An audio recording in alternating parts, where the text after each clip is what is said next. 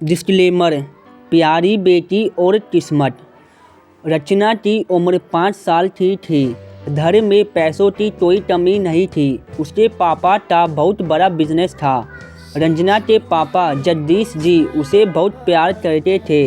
वही उसकी माँ दीता उस पर अपनी जान छिड़कती थी।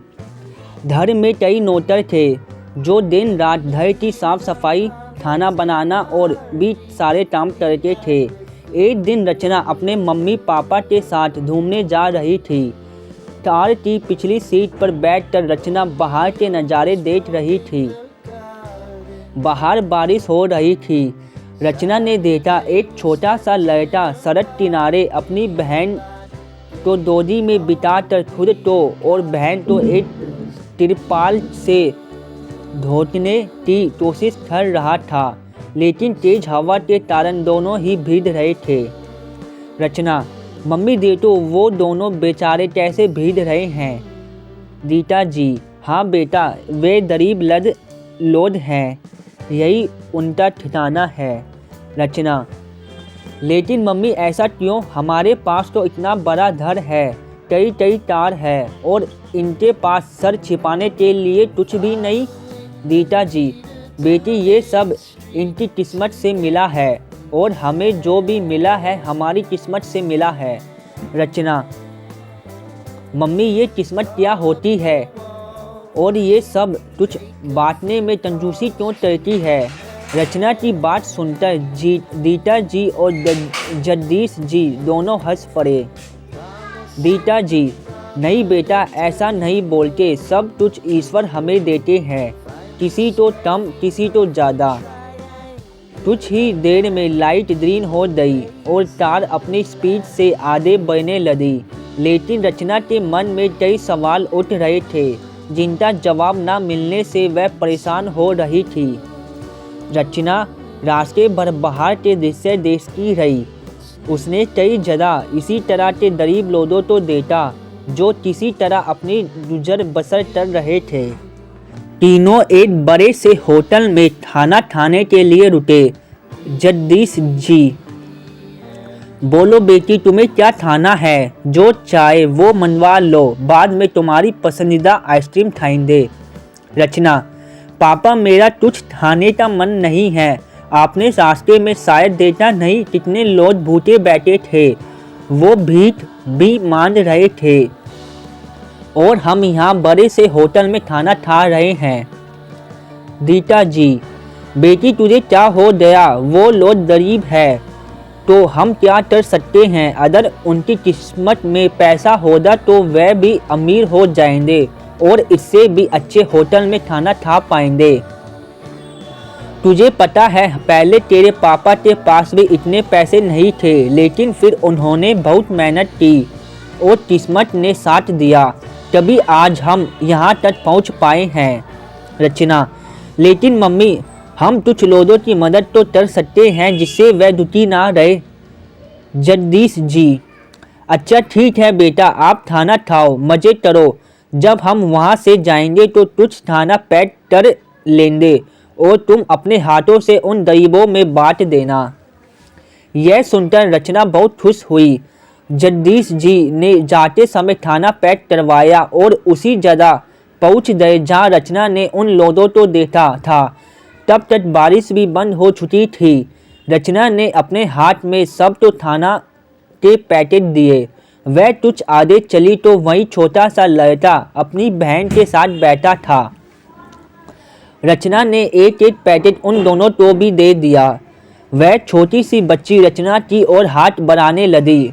रचना उसकी ओर बढ़ी, तभी दीता जी ने उसे रोक दिया।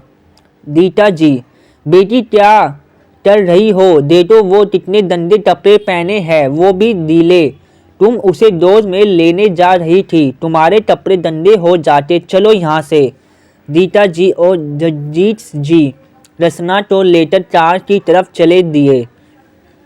रचना, मम्मी मुझे छोड़ दो, मैं उन बच्चों के साथ खेलूंगी और मुझे अपनी छोटी बहन की तरह लग रही है।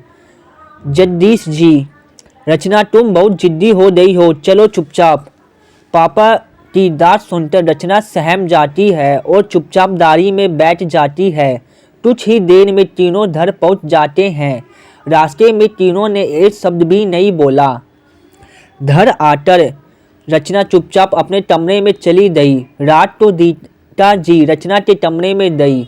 रचना, अब सब अमीर लोग बहुत खराब हो, गरीबों से नफरत करते हो। आप लोगों सारे पैसे अपने पास रख लिए, इसलिए वह लोग गरीब है। दीता जी उसे बहुत समझाती है, लेकिन रचना के मन में अपने माता पिता और साथ साथ वालों के लिए नफरत सी पैदा हो गई थी। कुछ दिन बाद रचना का जन्मदिन आने वाला था, लेकिन रचना ने जन्मदिन मनाने से साफ मना कर दिया। जगदीश जी, मेरी धुरिया अब तक अपने पापा से नाराज है। रचना, नहीं पापा, लेकिन मैं जन्मदिन एक शर्त पर मनाऊंगी। मेरे जन्मदिन में अपने अमीर मेहमानों को छोड़कर उन गरीबों को बुलाना चाहती हूँ, उनके साथ खेलना चाहती हूँ। जगदीश जी, बेटी ऐसा कैसे हो सकता है? हमारे में और उनमें बहुत अंतर है। हमें अपने बराबर वालों में उठना बैठना चाहिए। रचना, मुझे पता था, इसलिए तो मैं जन्मदिन नहीं मनाना चाहती, क्योंकि मैं इन सब लोगों से नफरत करती हूँ। गीता जी, बेटा एक काम करते हैं, हम जन्मदिन तो वैसे ही मनाएंगे जैसे मनाते हैं, लेकिन दिन में हम कुछ केक और मिठाइयाँ लेकर वहीं चलेंगे और उनमें बांट आएंगे। रचना नहीं मानती, वह रोने लगती है। अपनी लाडली बेटी की आंखों में आंसू देखकर जगदीश का मन पिघल जाता है। जगदीश जी, ठीक है बेटा, हम वैसा ही करेंगे जैसा तुम चाहती हो। जगदीश जी शहर के बाहर एक फार्म हाउस बुक करते हैं। वहाँ खाने पीने का पूरा इंतजाम करवाते हैं। जन्मदिन वाले दिन वह सड़क किनारे बैठे सभी लोगों को कई बरसों में बिता कर वहाँ ले जाते हैं।